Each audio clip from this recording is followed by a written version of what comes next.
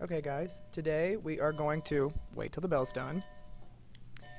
Then we are going to start with rounding today. So with rounding, there are two things that I say.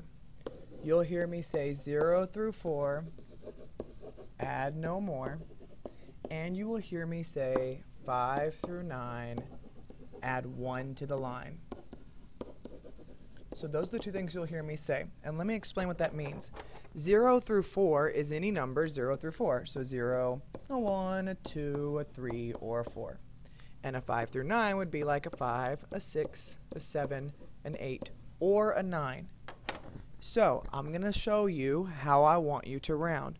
So if you had a number like 136, and I told you to round to the nearest tens, you would underline the tens place value. So in 136, the 3 is in the tens. So I underline the tens. Then you circle the number to the right. Okay, so the number I circled is 6. That's where my focus is right now, is on that 6. And I gotta say, is that 6 a 0 through 4? Is it a 0, 1, 2, 3, or 4? Or is it a 5 through 9? A 5, 6, 7, 8, or 9?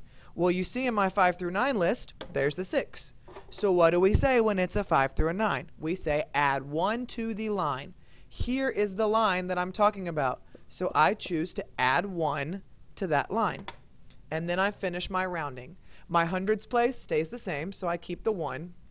My tens place is now 3 plus 1, which is 4. And everything after the underline becomes a 0. How many numbers did I have after the underline? 1. So I change it to a 0. So when I look at the number 136, I see that it rounds to 140. Let's look at a little bit bigger number. Let's look at 12,389. I want to round that to the nearest hundreds. So I underline the hundreds place value and circle the 1 to the right. My focus is on the circled number. Is that a 0 through 4 or a 5 through 9? That's a 5 through 9. So we say 5 through 9, add 1 to the line. So I add 1 to my line. My first two numbers stay the same, so I keep a 12. 3 plus 1 is 4. And everything after the underline becomes a what? It becomes a 0. So that 8 becomes a 0 and that 9 becomes a 0. So the number I'm left with after I'm done rounding is 12,400. Now when you're rounding a decimal number, you do it exactly the same, but you just round to what they want you to round to. So if there was a decimal and it said round to the nearest hundredth, I underline the hundredths and circle the 1 to the right. That's a 5 through 9. 5 through 9, add 1 to the line. And so my 0 stays the same. My tenths stays the same. My hundredths is 8 plus 1, which is 9. And everything after the underline becomes a 0.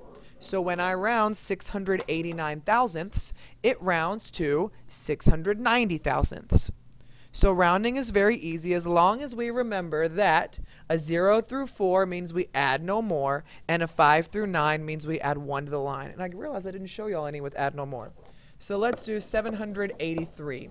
I want to round that to the nearest tens, so I underline the tens and circle the 1 to the right. Is that 3 a 0 through 4 or 5 through 9? Well, it's a 0 through 4 because it's a 3. 0 through 4 means add no more, so I do an add 0. My 100 stays the same. 8 plus 0 is 8. And everything after the underline becomes a 0.